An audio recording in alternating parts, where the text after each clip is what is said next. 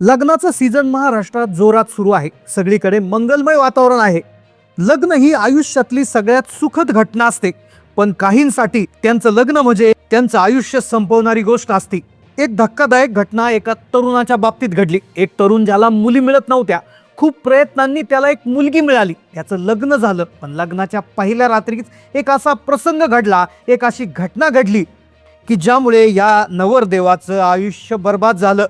त्या रात्री नवरदेवाची प्रचंड फजिती झाली. ही घटना दुसऱ्या दिवशी सकाळी गावात पसरली, गावातून तालुक्यात पसरली, तालुक्यातून संपूर्ण देशात या घटनेची चर्चा सुरू आहे. ही घटना ऐकून ज्यांचं लग्न ठरलं आहे ते लोक आता घाबरू लागले आहेत. सरकारने देखील लग्न रद्द करण्याचा निर्णय घेतला की काय, अशा चर्चा सुरू झाल्यात. कारण की या घटनेची तीव्रता फार विचित्र आहे.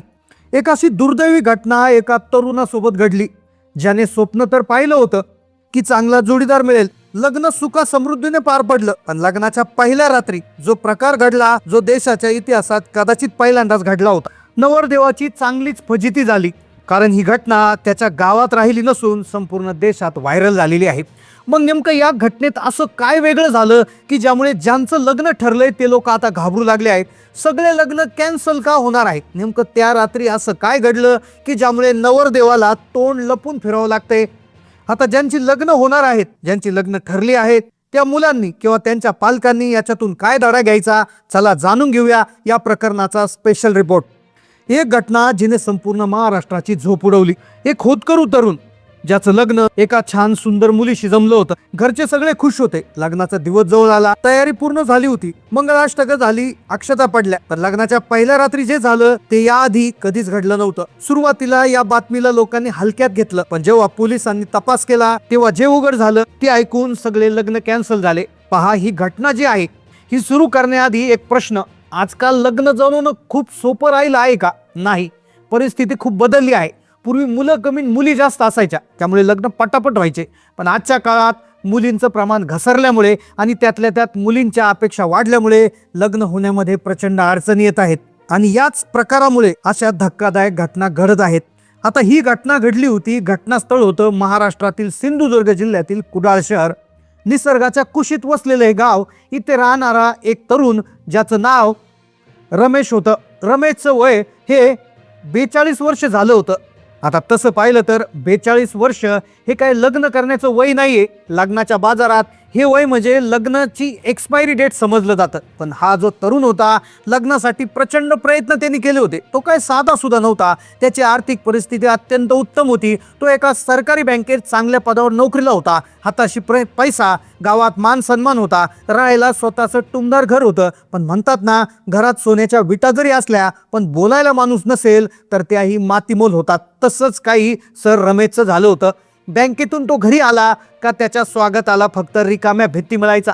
त्याचे मित्र, त्याचे नातेवाईक सर्वांची लग्न होऊन मुलं बाळं झाली होती. जेव्हा मित्र आपल्या फॅमिलीच्या ट्रिपचे फोटो टाकायचे तेव्हा त्याच्या काळजात चर व्हायचं.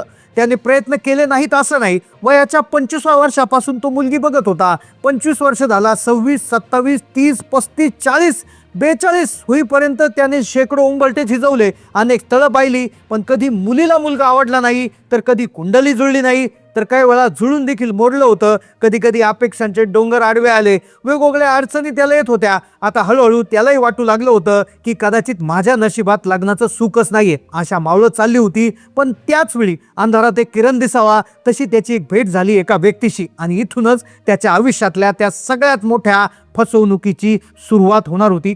त्याच्या आयुष्यात एंट्री झाली एका व्यक्तीची, ज्याचं नाव अजीज. एक मध्यस्थी व्यक्ती. अजीज हा गोड बोलणारा, विश्वासू वाटावा असा माणूस होता. बँकेमध्ये कर्ज काढण्यासाठी आलेला अजीज त्याने हेरलं होतं की बँकेचे हे जे मॅनेजर आहेत, ज्यांचं नाव रमेश, त्यांचं लग्न झालेलं नाही. त्याने त्यांची नस बरोबर ओळखली होती. त्याला माहिती होतं की हा जो मॅनेजर आहे हा लग्नासाठी किती तडफडतोय. त्याने सगळ्यात आधी तुमचं लग्न मी लावून देतो असं म्हणून त्याचं स्वतःचं कर्ज त्या बँकेतून त्या ठिकाणी मंजूर करून घेतलं. आता खरं तर ही या घटनेची पहिली सुरुवात होती, कारण की ज्या लग्नाच्या पहिल्या रात्री जे होणार होतं ते एक कर्ज मंजूर केलेल्या घटनेपेक्षा फारच भयानक होतं. आता अजीज म्हणाला, साहेब तुम्ही काळजी करू नका, तुमच्यासारख्या सोन्यासारख्या माणसाला मुलगी मिळत नाही हे दुर्दैव आहे. पण तुम्ही काळजी करू नका, तुमचा भाऊ मी आहे, मी जबाबदारी घेतो, मी तुम्हाला अशी मुलगी मिळवून देईल की लोक बघत राहतील. बुडत्याला काडीचा आधार. तसंच या नवरदेवानं आजीजवर विश्वास ठेवला. आजीजनं काही दिवसांनी त्यांना काही मुलींचे फोटो दाखवले. त्यातील एका फोटोवर नवरदेवाची नजर खिळली. त्या फोटोतील मुलगी दिसायला अतिशय सुंदर, सोज्वळ आणि साधी वाटत होती. तिचं नाव रुपाली. फोटोमध्येच रुपालीवर नवरदेव म्हणजेच रमेशचं प्रेम जडलं होतं. तेव्हा त्याचं वय 42 वर्ष होतं. त्याला वाटलं 42 वर्षाच्या तपस्येला आपल्याला फळ मिळणार आहे. आजीजनं सांगितलं, ही मुलगी गरीब घरची आहे, तिला आईवडील नाही आहे, पण ती प्रचंड संस्कारी आहे. नवरदेवाला अजून काय हवं होतं? त्याला फक्त साथ हवी होती. पण त्याला कल्पना नव्हती की तो आता दुसऱ्या जाळ्यात अडकला होता. कर्ज देऊन तो एक जाळ्यातून अडकला गेला होता, पण त्या जाळ्यामध्ये दुसरी मोठी जाळं त्याच्यावर येऊन पडलं होतं. त्याला समजत नव्हतं काय करावं, पण तो त्या ठिकाणी लग्नामुळे तो पुढे सरकत होता. अखेर तो म्हणाला, मला रुपालीला भेटायचंय. आणि अखेर रुपाली आणि रमेशची भेट झाली. रुपाली बोलण्यात अत्यंत गोड होती. तिने पहिल्याच भेटीत रमेशचं मन जिंकलं. तिने होकार दिला. पण इथेच आला सगळ्यात मोठा ट्विस्ट.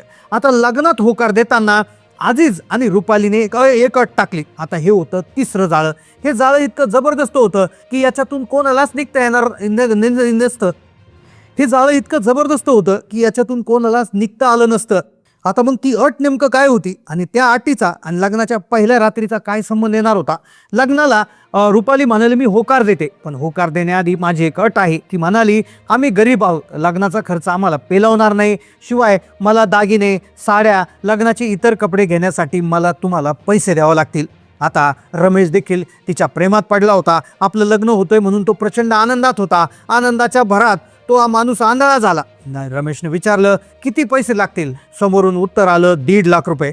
आता 1.5 लाख रुपये इतकी मोठी रक्कम होती. कदाचित त्याला वाटलं, जाऊ द्या, हिच्याच दागिन्यावर खर्च होणार, हीच कपडे घेणार आहे, लग्नाच्या तयारीसाठीच पैसे खर्च होणार आहेत, त्यामुळे याच्यामध्ये कुठलाही प्रॉब्लेम नाही. त्याने तातडीनं पैसे काढून 1,40,000 रुपये रोख मोजले आणि त्या रुपालीच्या हातावर टेकवले. खरं तर त्याला समजत नव्हतं. पैसे गेले म्हणून त्याला वाटत होतं पैसे जातील, किंवा कोणालाही ही घटना ऐकल्यावर वाटलं होतं की त्याचे पैसे गेले असतील. पण नाही, लग्नाच्या पहिल्या रात्री जे होणार होतं ते याच्यापेक्षाही भयानक होतं. खरं तर या प्रकरणाचा सगळ्यात महत्त्वाचा अध्याय सुरू होणार होता. तारीख ठरली 25. कुडाळमध्ये मंडप सरला. नवरदेवाने आपल्या आयुष्यातील या सगळ्यात मोठ्या इव्हेंटसाठी कोणती कसर सोडली नव्हती. जेवणावळी झाल्या, रोषणाई झाली, पाहुणे जमले, बँड बाजा वाजत होता. नवरदेव शेरवानी घालून तयार होता. गावात चर्चा होती. अखेर रमेशला मुलगी मिळाली. रुपाली नवरीच्या वेशात आली. मंगलाष्टका झाल्या, गळ्यात हार पडले, होम पेटला, 7 फेरे झाले. काय आनंद असेल त्या नवरदेवाच्या मनात. त्याला वाटलं, झाले, माझे भोग संपले, आता सुखाचे दिवस आले. पण त्याला काय माहिती होतं की ज्या अग्नी साक्षीने तो लग्न करत आहे तोच अग्नी त्याच्या स्वप्नाची राख रांगोळी करणार आहे. दिवस मावळला. पाहुणे आपापल्या घरी गेले. घरातील लगबग शांत झाली आणि ती वेळ आली. अखेर ती वेळ की ज्या रात्री हा प्रकार घडणार होता. पहिली रात्र. नवरदेव आपल्या खोलीत गेला, मनात हजारो स्वप्न घेऊन. पण खोलीत गेल्यावर त्याला काहीतरी चित्र वेगळं जाणवलं. रुपाली तिथे बसली होती, पण ती अस्वस्थ वाटत होती. नवरदेवानं प्रेमानं विचारपूस केली तेव्हा रुपालीने एक नाटक सुरू केलं. ती म्हणाली, मला माझं डोकं खूप जास्त दुखतंय, प्रवासाने आणि लग्नाच्या धावपळीने मला खूप थकवा आलाय. आजची रात्र मला आराम करू द्या, मी दुसऱ्या खोलीत जाऊन झोपते, आपण उद्या निवांत बोलू. नवरदेव हा एक समजूतदार माणूस होता. त्याने विचार केला की खरोखर दमले असेल बिचारे. त्याने तिच्यावर बळजबरी केली नाही किंवा संशयही घेतला नाही. त्याने तिला परवानगी दिली. रुपाली दुसऱ्या खोलीत गेली. नवरदेव आपल्या खोलीत झोपला. स्वप्न पाहत ती उद्याची सकाळ किती सुंदर असेल. पण ती सकाळ त्याच्या आयुष्यातली सर्वात दुर्दैवी सकाळ ठरली. सकाळी जेव्हा नवरदेवाला जाग आली, त्याला वाटलं आपली पत्नी चहाचा कप घेऊन येईल, नाश्ता करेल, घरच्यांना नाश्ता देईल. पण त्याच्या आयुष्यात जे घडणार होतं, जे वादळ समोर येणार होतं की ज्यामुळे संपूर्ण देशाला धक्का बसणार होता, त्याची त्याला अजिबात कल्पना आली नव्हती.